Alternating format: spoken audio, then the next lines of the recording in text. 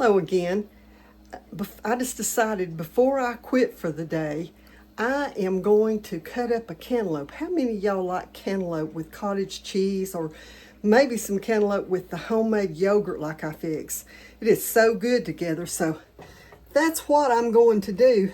You can see this one's got a little bit of indentation in it. That's an indication to me that it's real ripe, and it's been in the refrigerator and it's cold. So this will be a good cantaloupe. And so I'm probably going to have some of that with some cottage cheese in a bit. Let's sit my bowl over here, get this up here where I can show you. And all I'm doing is just scraping the seeds out of it. I'm sure y'all have done this before.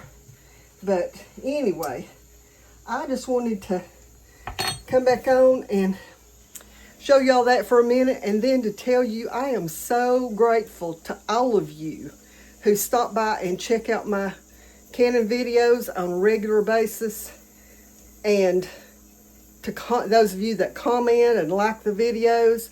It means a lot to me, whether you know it or not. So anyway, I'm just going to get this done, and then I'm going to sit down and rest a little while. So until the next time, I've got some more projects planned for this week, so check back in. See you next time, and God bless you.